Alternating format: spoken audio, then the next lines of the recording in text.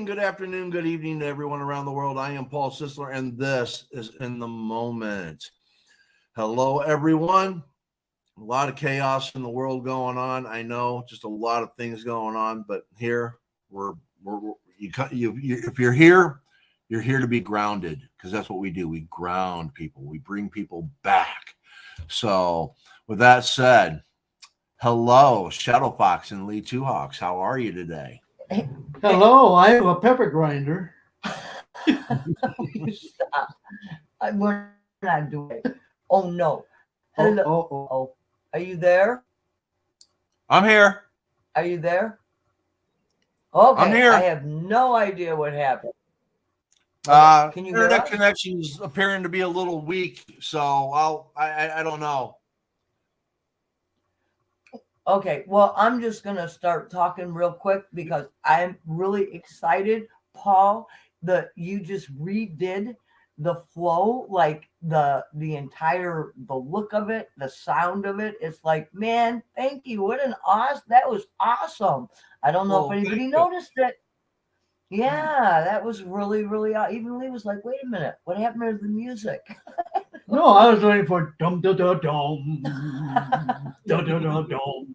Speaking of which, we're going to be talking about false evidence appearing real. And that really is what fear is it not? Think about it. Oh, my. So with that, we're going to take a look at the different components to how fear plays into our lives, how much wasted energy we give to it, how we can navigate around it, and whatever questions come up or anything like that. But the topic for the most part is navigating through fear, false evidence appearing real. So with that, I'm going to turn it over to him. I don't know who this guy is. I may be dangerous. He never knows. So anyhow, there's so many ways to approach fear. There's fear of not being important, not being accepted by others, which is a huge cultural fear. There's a fear of sickness. There's a fear of death. There's fear of achievement. Am I doing the best I can? Or why can't I do the best I can? So there's all sorts of fears that intimidate or lessen the beauty of our life. And I think it's critical that in some way or manner, we approach fear and bring it into fearlessness. Ooh. Which is capability of walking in harmony and balance at all times. And there are ways to do that. It's just the willingness and the lack of fear to do it. Yeah, look, my brother would always say it's just fear and common sense. That's what's stopping you. So then if you take away the fear, then is it just common sense that's stopping you? So there's a fear of failure. There's a fear of the future. What's the future going to bring? There's a fear of, I'm going to get sick. I'm going to do this. There's a fear of ailments. There's a fear of losing a loved one, which is a severe thing. And a part of that, like fear, like we will be stepping into looking at, anxiety or even depression. When our thoughts are focused and constantly in the past, that's a part of where depression is, right? Is we're looking at time frames. For those who are constantly, their thought processes are like in the future, like this is what could happen, right? It's like this imagined fear of, whatever, the sky is going to fall, right? So it builds anxiety. And again, these are like the components that the end results from what stems from fear. And fears, like Lee Two Hawks has said, come in many different forms. For most people, parents, for instance, perhaps one of their greatest fears is that of losing a child. So when you think about that, if that were to happen in your family and there's a loss of a child, where do you go after you face that greatest fear? When you experiencing it, right? What do you go? We're moving forward. from that, because now what else is there to fear? Okay, so we're bringing this many different components to this, because fear of a loss of a job, or a loss of a leg, or a loss of some physical capability that you have. There's fear can run deep in many different components. Many. I do think that inherently, which means from birth or prior to that even, there is what I call the seed of perfection, the desire to perfect ourselves, and not have contempt or jealousy or rage or anything like that. Those are things that diminish us.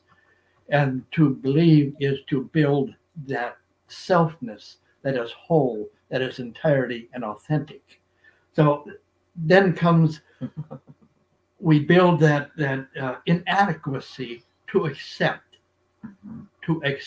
that seed of perfection. I thought you wanted to talk. I'll keep going. Okay.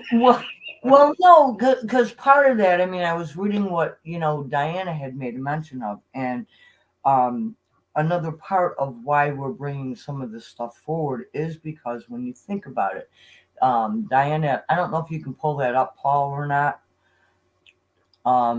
Yep. So, Diana made a mention. She goes, fear mongering perpetuates by trusted politicians. Sorry, I couldn't get the tongue tied.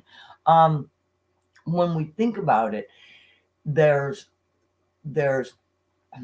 idealisms that get interwoven into messaging, such as fear others around you because they're going to take everything from you. They look different from you, so us against them. They're out to get you. It's just when we can identify in these larger components how fear really, in some capacities, is used as a weapon, or in order to control a populace, or to stimulate and excite a populace to an end, to an ends to a means, or a means to an end, or however that is. That's fine. Vice It can versa. go both ways. Vice versa. So there are so many far-reaching implications, and when Lee Two Hawks was speaking about that seed of perfection, it's tuning in to actually ourselves, the strength and power and resolve that we have as human beings of accessing that essence of that perfection of who we are. And so with that, we're going to go back to what, so Lee can continue, but please don't just think that a fear, okay, we have a fear of snakes or a fear of spiders, the phobias. Some of these fears can appear to be very tantalizing, seductive, with many harmful effects. And again, I will say it again, fear is false evidence appearing real. When we can kind of wrap our head around that, I think it was Joe Walsh, I think, was one that said that in Conversations with God, I think. I think he was the one that actually had brought that up, that fear is false evidence appearing real. And when you really think about it, how much time and energy do we really devote to spending time in a fear-based reality? And so we're here to give you ideas and mechanisms to work through that, so that we are no longer enchained, enslaved, or imprisoned within our own minds under a fear-based theologies. Go for it. Oh, okay. Sorry. There's another aspect of this that attends to the seed pattern of perfection, and that is recognizing that at some unconscious level, that this is a necessity for us to grow consciously, mentally, emotionally, etc. We create a disbelief in that theorem. So what does that mean? We create fears because we don't recognize our own strength, our own abilities to overcome all obstacles without fear. Mhm. And you create in that aspect of fearlessness. And that is that capability to walk in balance and walk in harmony and go with the flow, which is the name of this program. But anyhow, so that's one thing. And it says also that comes with that the sense of failure. Oh, if I attempt to find this authentic self and I fail, that creates fear in and of itself. It's also a fear of really recognizing or going within to find out who we are. Because if we recognize who we truly are, does that mean that we no longer exist the way we were? And so sometimes or there's a fear of pain or discomfort. And so a lot of times people will refrain from really taking a look. Um, I'm just going to say, hey, when I was a child, I was afraid of the dark. I mean, of course, I was tormented through dreams and all kinds of things, and I saw many different freaking freaky things. So there was a reason for some of the fears, but I really was. I was literally afraid of the dark. And when I would be outside playing, I would make sure when those street lights came on, I was already on my way home. And I never liked to enter a dark home. Normally, as a child, I would come home and nobody was there. So there was nobody there previously to turn on any of the lights. So I had always entered a dark house and I detested it. So I would do everything that I possibly could to make sure that I was home before the night actually fell. And I get all the lights turned on, you know. Um, and it took a while. And it was my eldest brother that helped me through it. And he had asked me to go to the store one day, and it was dark time. It wasn't late. It was like probably 7, but it was dark. It was like way dark 30. And I told him I didn't feel comfortable. I told him I was afraid. And he kind of looked at me and he said, "Oh, really? And what are you afraid of?" I says, "The dark." He says, "Well, you can walk down the middle of the street. There's not any cars out right now. The street lights are on. Everything is lit." And I still wouldn't go. And so he says, "All right." He put his boots on, put his coat on. He says, "Come on, we're going to take a walk." And we walked down that street and he taught me. He says, "Let's go over here. Let's get behind the tree. Look it. We're in the darkness. What can you see? Close one eye." I had an entire class with him. And he said, "There's nothing to fear but fear itself." And it took me a little while. I got big girl panties on, pulled the boots up, and boy, oh boy, I was going to stay out a little bit later, and I was going to walk a little slower home and go, "There's nothing to fear but fear itself. Fear itself." Let me tell you, it wasn't fun, but I did it. And you know what? I can have the lights off.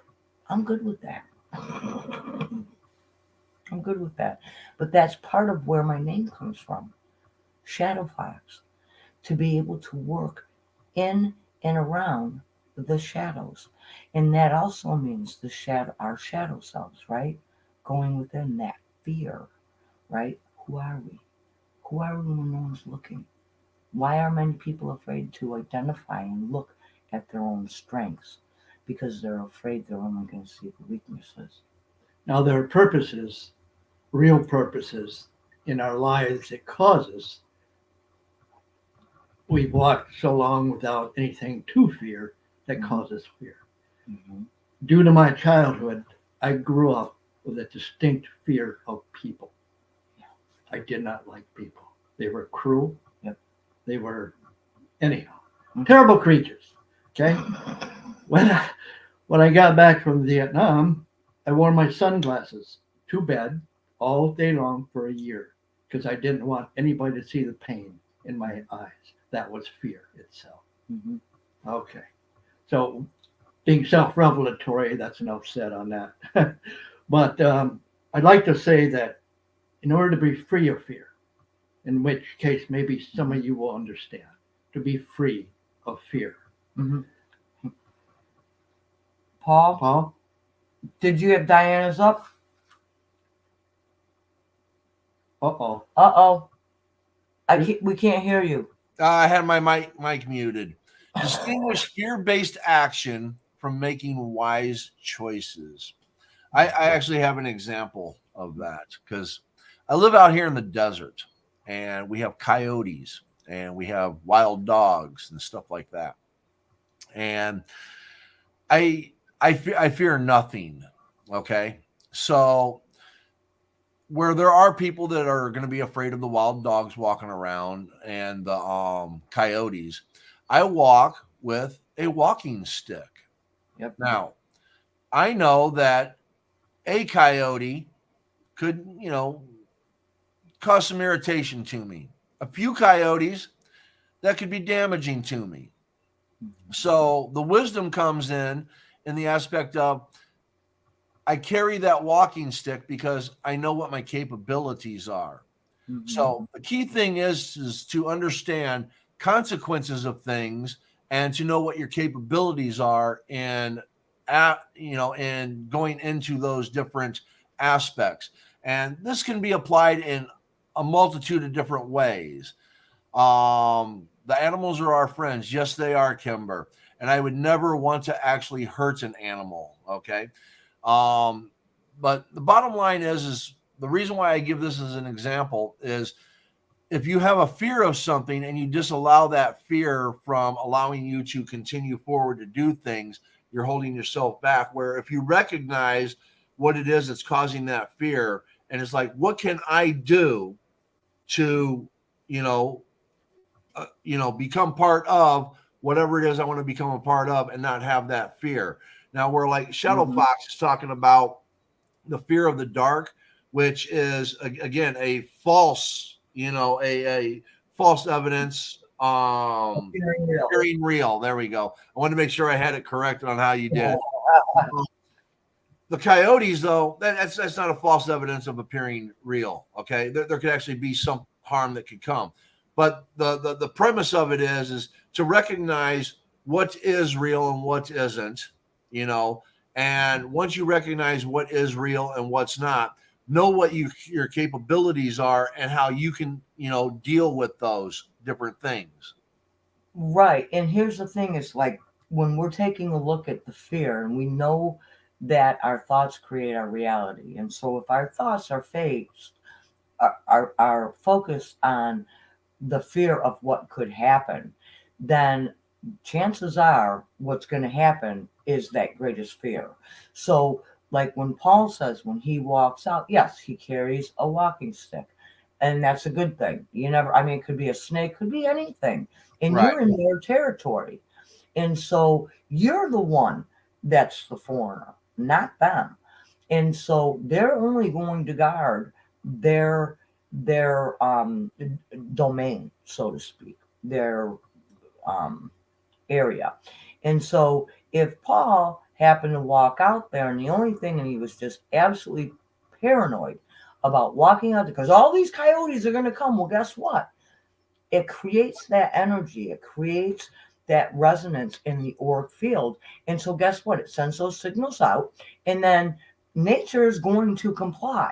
So all those coyotes, instead of one, you might have 3 or 7 that are going to come and check it out because they got the signal that, hey, they're being called in because this guy's, having a panic attack or whatever. So the reality of how energy in nature works is that nature will comply, to that wish, that desire, and that focus. And so if Paul went out there and was absolutely, scared, chances are he'd probably have a really good draw for about 7 of them instead of the 1 or 2. And so because he has no fear, he's not putting that resonance out. Look at any dog. If you go knocking on a door and all of a sudden the dog behind the door starts barking and it startles you, guess what? They see that startledness that something's wrong. And that's how nature works. So, Right. there's a difference between being startled in fear. All right, but go ahead. I'm sorry. No, I lost my thought. Anyhow, Oh. go ahead. Well, would like- He's got notes. That's because I have a forgetful memory.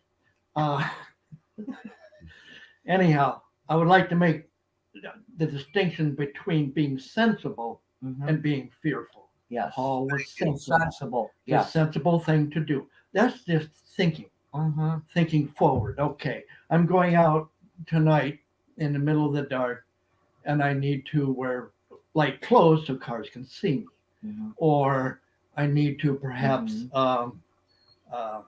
sing a tune so I'm not attacked by the dark, something like that. But okay, if I can, to be free of fear, certain things have to be done. Certain attributes that many of us carry have to be conquered and retributed and redeemed. So one must be free of self-pity, number one. You got to be free of that. You cannot pity yourself. Free No of, pity party? you can have it if you want. Oh, okay. Yeah, okay. I'm 16. I'll cry if I like to. Free of agony. Okay, we have agony over the death of a person or a past experience or an event in our life that caused us great harm. And that creates a fear of itself, of moving forward or attempting to revise our condition. Okay, so fear of remorse. Oh, I didn't do what I should have done when I should have done it. All right. But one thing to remember is do not condemn self for the condemnation of others. That's what I had to learn. Ooh. Yeah. That's what I had to learn. And I was given the message a number of years ago to go back and forgive myself and forgive all those who perceived had harmed me. It took me 2 years to do that. And I did it. Not that it was complete, not that it was total. And not that it was easy either. No, it wasn't easy. And it is, perhaps I'm even creating pain to somebody right now. I don't know. If you're listening to my voice, very likely I am. Yeah. Fear of, free of conceit. In other words, I'm special. Well, I am, but, so is everybody. That's the thing. Fear of deceit. When you say, I am special, you're being deceitful. There's nothing special about anybody other than the fact that we are divine beings. And that's for everybody. Fear of envy, free of envy, jealousy, retaliation, ingratitude, self-righteousness, self-hatred, self-condemnation. Those are things that have to be dropped, man. And there is something to say about conceit. Mm-hmm. It's not, you're not, I should probably say, you're not conceited, you're convinced. Well, it's trying to con somebody out of their seat.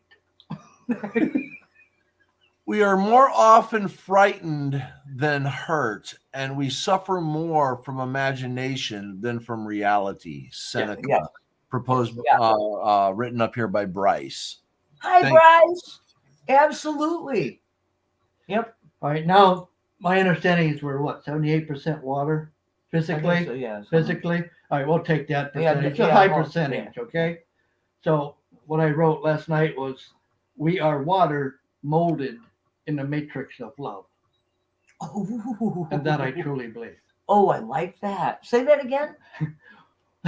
We are, that's why I write it down, because I just forgot what I said. So we are water molded in the matrix of love. And that is maybe something to consider to look upon. Oh my. Oh my, I know. I was waiting. I can hear Diana in there going, oh my. Okay, the thing is, fearlessness in itself involves 3 major attributes. One is poise, not letting something send you into a quiver of which you're unused to, like getting angry over somebody's comment or throwing dishes across the room or Slamming cupboard doors. Or slamming cupboard door or a passing door. Slamming doors, that's a common one. Yeah. Which allows you to maintain a balance. What is balance? You're not swayed this way to the negative. You're not being overly positive, which is in itself a danger. because things happen. You have to use sensibility. Ability. Yeah. Yeah. And the other is to be in harmony, which is a flow. Being in harmony is a flow. Nature is in harmony. It's changing because it has to change because of human conditions Yep. and human thought and Yep. human content.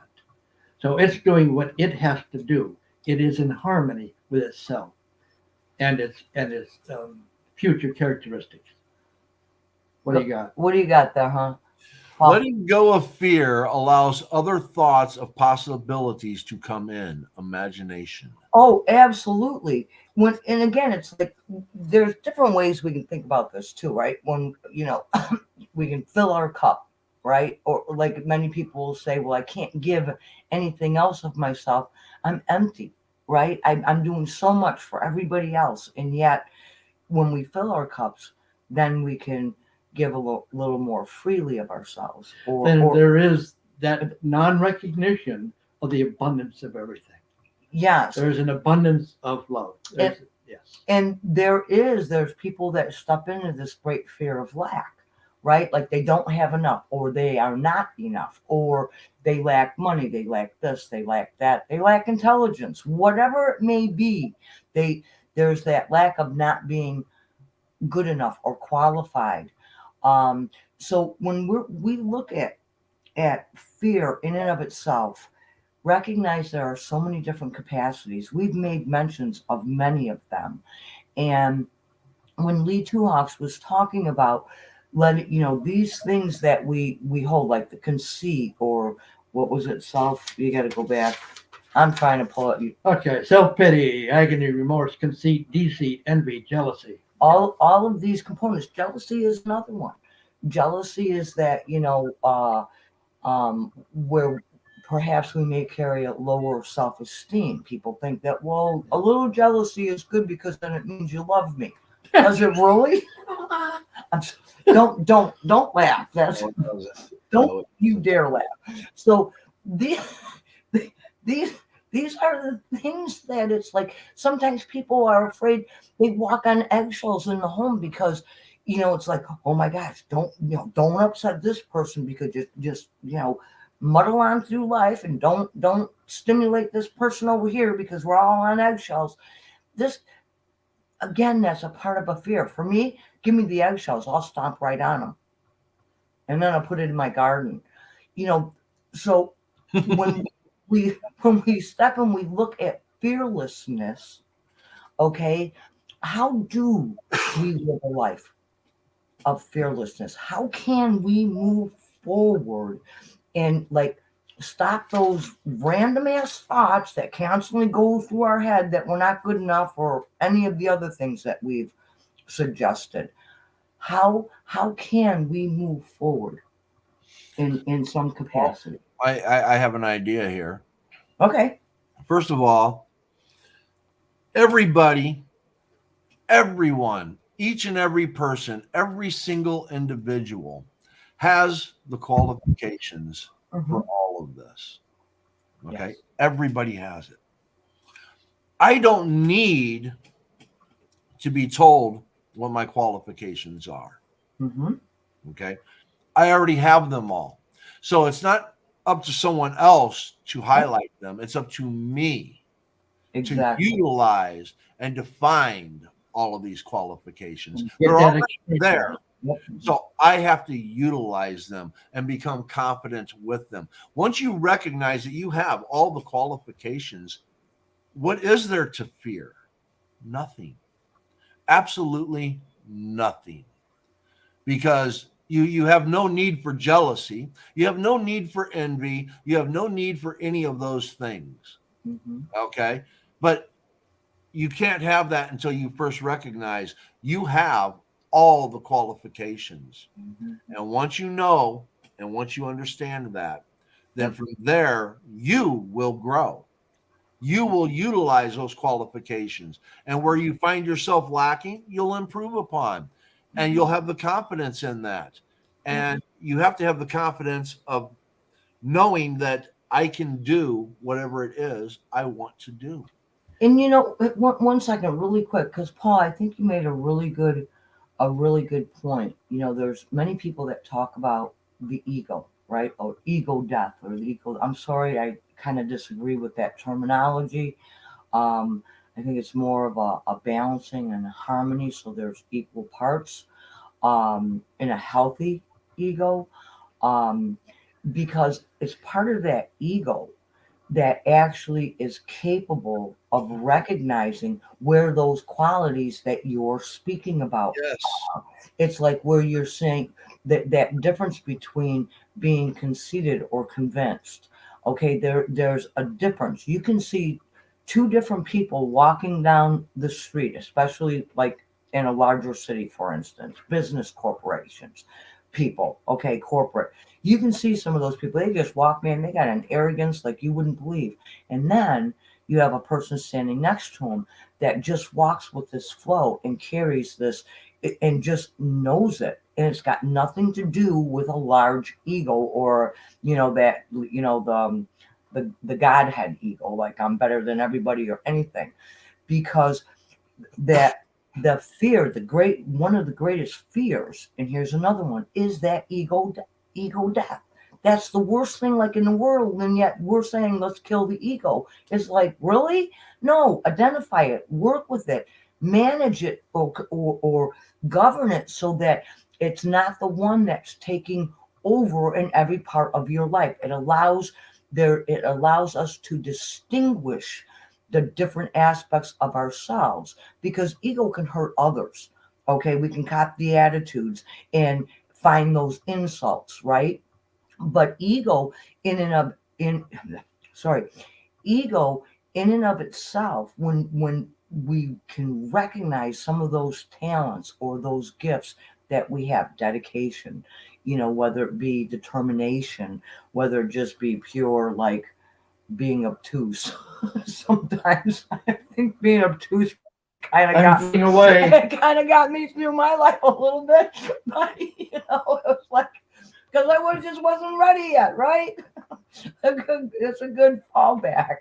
But so yes, I may be joking, but fear can wheel its ugly little head in many different capacities. It's just for us to identify that fear could be a very uncomfortable feeling. To some, it's a like their home base. This is where they're comfortable in existing because that's the only thing they've ever known.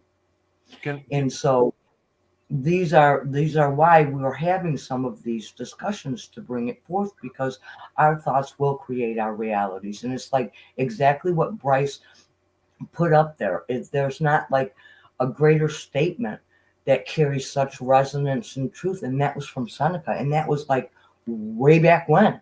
It's still true. It was true then, and it's still true now today. So yeah. I want to piggyback on what you just said and give some reinforcements here. If you change your definition of ego in self, okay, Mm-hmm. and you look at ego as understanding, the innate part of yourself as understanding. Instead of calling it ego, call it understanding for self purposes, just for this conversation. If you don't have enough understanding, you might be a little shy, you might be a little timid, you might be a little self-reserved. If you have too much understanding, in other words, a false understanding of self, okay, a false understanding of ego, then you're going to be arrogant. You're going to think you know everything. So if you look at it in this aspect, in relation to the topic that you brought, false evidence appearing real. If you are arrogant, that's exactly what you have, is a false evidence appearing real. Fear. Which you are creating your own fears. Yes. And if you don't have enough of your own understanding, then you now have a false understanding appearing real. So you're going to be timid, shy, or whatever, because you don't think you have the confidence when actually, if you truly understood yourself a little bit better, you actually do. So it's not about killing off the ego. It's about understanding the ego, because once you understand it, then you now have that balance. So you can eliminate all of the false evidence appearing real. Mm-hmm. My concept of the ego is that it's a reflection of the culturated self. Mm-hmm. That self that is not authentic. The Yep. authentic self is still hidden inside. Some people are able to bring it out. Yep. But most people walk around in a bubble. Yep. And I think the most fearful people on the earth plane are autocrats. The desire for dominion, the desire for conquest, what is that? That's Control. just perfection. Yep. That is perfection denied. Yep. In its truest form. And that is ego. That is ego. So yeah. you can say that again, perfection denied. And so when we're looking at that perfection, when we started this, that perfection is that of our own essence. Yes. And Lee Two Hawks and I speak about this a little bit in our book, our upcoming book. And it is that part of perfection, because everything that is in the etheric always and forever is that of perfection. It is down here in this third dimensional realm. So you could consider the etheric, okay, that like of the fifth dimension. And here we have the third dimension, the physical reality. And so everything here, for the most part, because of humanity, is given in with imperfection. Imperfection, the ego, the whole nine, everything, fear-based, theologies, control mechanisms. Over there, it isn't. It is that of perfection. And so when we tune into ourselves, there is that perfection because it is a resonance of Well, not only that, in doing that, you create a unity. Yep. Okay, we create a neighborhood. Oh. We create a neighborhood of those that are attending to the creation of their authentic self. Yep. Community is the word I was looking for. community. Community. And in that, it gives us the drive as a group. And any group thought, thinking together, is more potent than a single person's prayer. Well, I do have to make a mention because we're actually talking back and forth. I know you guys can't see it, but we are. And I like the idea of the community, right? Commune and unity. But I also like neighborhood, sisterhood, brotherhood, parenthood, humanhood, right? Everything of vital importance is found under the hood. Think about it. We're in a car, in a vehicle. Are we not vehicles in a sense? We get from one place to other, whether it's our thoughts, whether it's our emotions, our desires, whatever we're creating. We are here as a vehicle of some sort. It's a vehicle for our soul's expression. So when we take a look at any part of the hood, okay, neighborhood, parenthood, what other hoods can we come up with, right? Look under the hood. That's where all the vitalness, that's where the engine block is it not? I mean, hey, I'm not a mechanic, but I have seen what is under the hood, and it's got little engines and parts and, triggers and mechanisms. And, I can identify a few of them, but no, I'm not crawling underneath an engine and pulling out a starter. I'm sorry. I'm just not going to do that. So, Shadowfox, I have a question for you. Uh-oh. Okay? No. What did one horse say to the other? Neighborhood. Oh, please, please. It's time to leave. That was last week's show. Just a quick reminder, I do not edit. Ah, shit. So I'd wish everybody to inspect is the improper term, but to go inside and find that inner authentic self. And it's there. It's just waiting to be called out. Because when you find yourself, like some people I know very closely, swear a lot, why are you doing that? There are words that do not require those epithets. Mm-hmm. And when you're using them, you're expressing it outside of some discontent. And that's why they're used so frequently. Can I ask you just briefly to speak on a few things, even in your own life or even mine, on how or what mechanism you actually use to not walk in a fear base, like to literally boldly go where no one's gone before. I'm sorry. Was that Star Trek? I think. Well, if in answer to that question is simple recognition of self, the authentic self, recognition of if harm comes to you, it comes to you. But be sensible, like taking a stick on a walk where there are creatures that may attack. Just out of their own fear or their own sense of dominion of their territory, just like people do. You know, if you go Russia and you go into Ukraine, what are you doing? You're trying a conquest.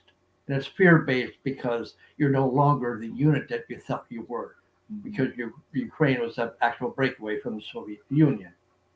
So in that analogy, which is a very poor one, I recognize that, just look for poise and balance and harmony in your life, and do it excessively, and then it will become natural.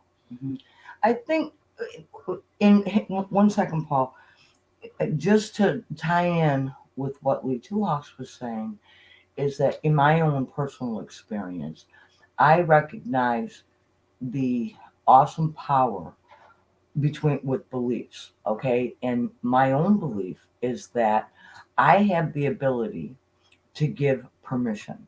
I can allow and give permission for fear to exist in my life, or I can remove all fear based. In the moment that realization came to me, it was like, yeah, I'm sorry, but yeah, no, this is my domain, my body, my energy field is my own personal domain, and nobody can interject or intercede except for one person, and that's him. I don't get a choice. Okay, I really don't. I kind of go along with the flow, where he goes, I get tugged, and I'm going with him.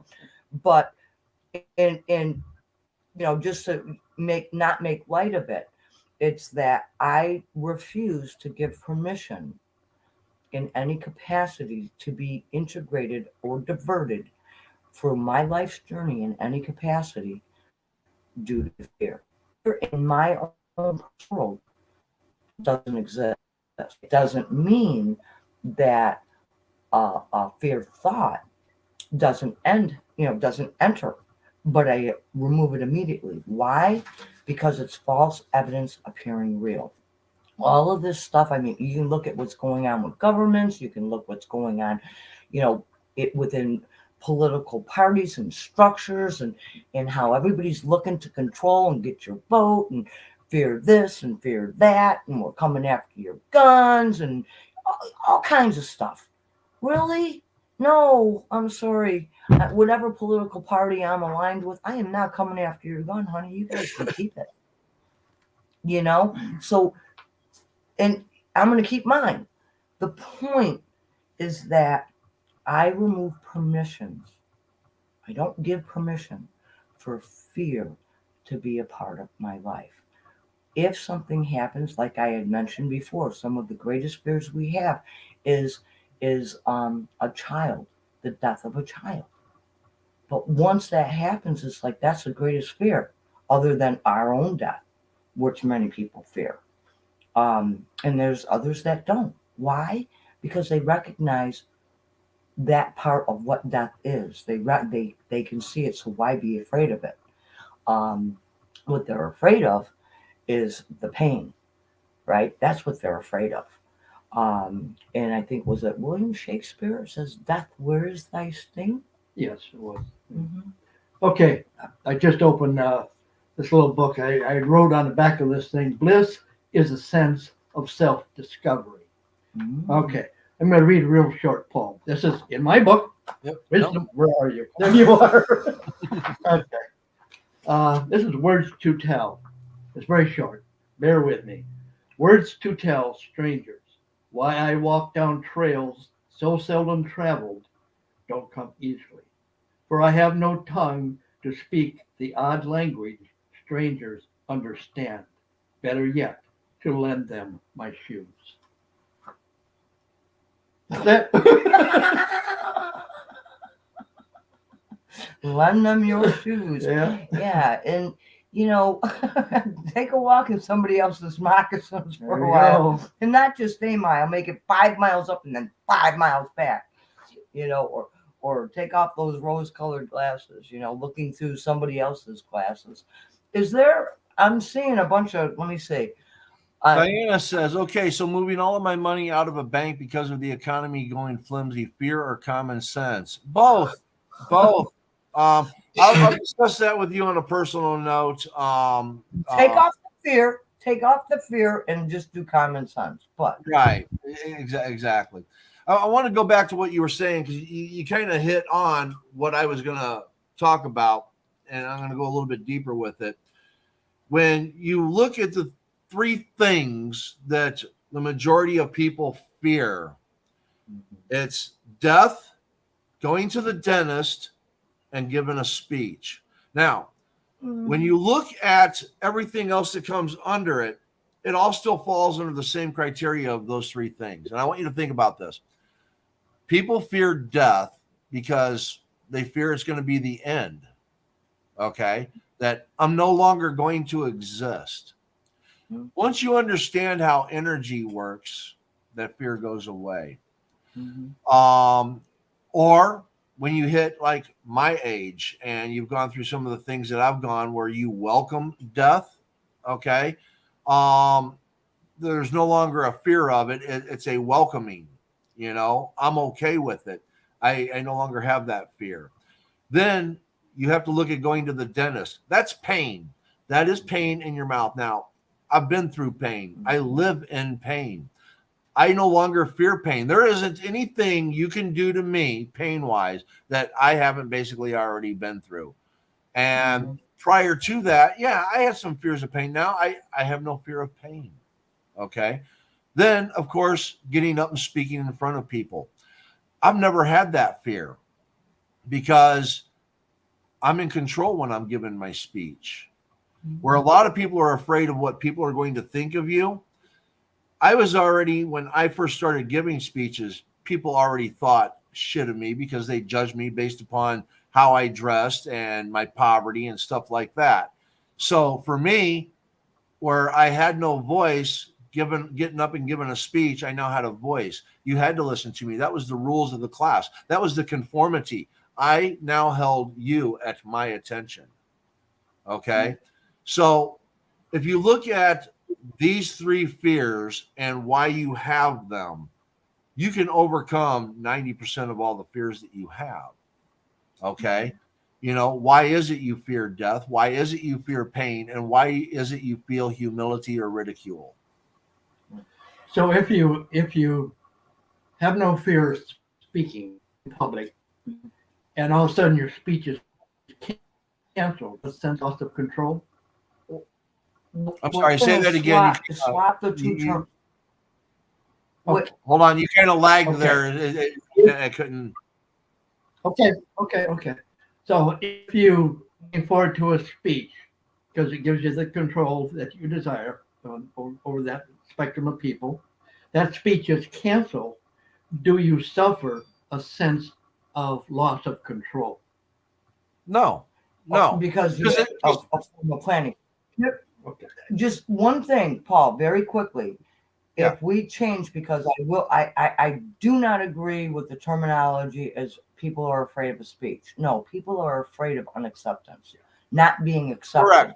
Correct. So it's not specifically that of giving or not giving a speech, because there's been people that can live their life and never have a thought of ever giving speech, but they would still have the thought or the fear of not being accepted, whether it be their community, their school, their whatever. So it is acceptance. Correct. Not a speech. Yeah. Correct. And that's why I said look into the reasons why people would have that fear of not wanting to give a speech, because of humility, ridicule, thus not being accepted. So yes, Yeah. and I was just given the point as to where I never had that fear, because for me it was a control over other people in that sense. So to answer Lee's question, the fact that I have people's attention, even if it's canceled, I don't care.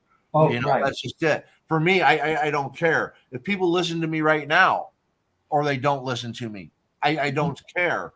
I am here with my friends, trying to help educate people. If people want to listen to that, great. If they don't, oh well, I do this because I enjoy doing this. I take pleasure in doing this. This is fun. I get to communicate with you, friends in the comments and stuff like that. So whether people come here or not, I don't care, as long as I can still have fun. Okay, just one thing. I want to show my Watkins cup. That's how I used to be a Watkins dealer. If you if you don't know who Watkins is, look it up. Anyhow, I had a friend who had a fear of constipation. Okay, you showed me yours. I'm going to show you mine. Okay. All right. Yeah, I'm still waiting for one of them. But I would like to make a mention, because Melissa had made a mention of like the false evidence appearing real, and that she has heard it as false expectations. Yes. Yep. There's another one. And again, the expectations, when we do hold expectations, if you kind of have that idea that those expectations are going to be crushed no matter what, it's like, so it's wasted energy. Expectations are really wasted energy, such as fear, worry. When people are looking, and I've heard it said, and I'm just going to make a mention of this, like energy vampires. Okay, you're around somebody, and it's like, man, you just feel exhausted after you're around them, and they are an energy vampire. Well, I know exactly. All right, quit falling asleep on me. But energy vampires, truly, in its sense, is that of fear and worry. Those, seriously, and expectations. Those are some of the greatest thieves of our own energy, our own thought processes, our own creativity, or our creative forces going forward. And people will challenge me on it. What do you mean expectation? I have an expectation. You cook dinner and your husband comes home. You're expecting him to come home to a hot meal. No, he knows there's a hot meal. It's like, if he comes, what's going to sit off my back if he comes and he decides that he's going to eat a cold meal? That's on him. I cooked it, but I am not going to hold that expectation so that he has to, live on eggshells to make sure that his butt's home, so that I'm not going to scream and holler because he's eating a cold meal. Because I'm insulted, because how dare he? That's what an expectation does. Expectations can be either stated aloud or implied. And, it's like, as far as me cooking dinner, I can anticipate him coming home, and if he does show up, then guess what?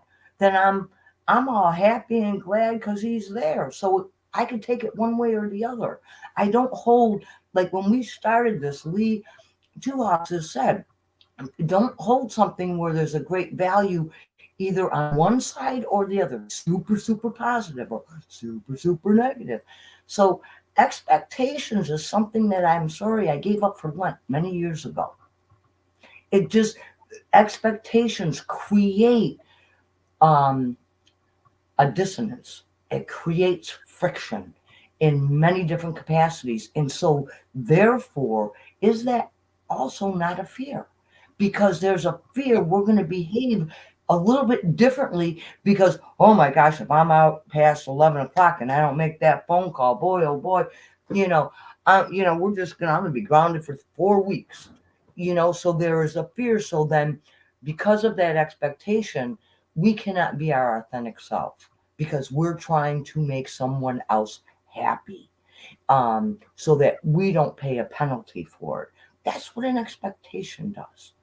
And again, it runs along those lines of a fear base.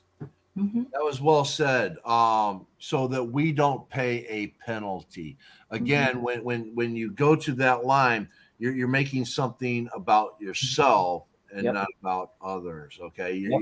you're now self-serving instead of serving self. So I wanted to add on to what you were saying because you were talking about energy vampires. Something that my dad taught me when I was young, and I didn't comprehend it until later in life. You know, quit wasting energy on that. Quit wasting energy on that. Can you do something about it right now? Is there something that you can do right now at this second?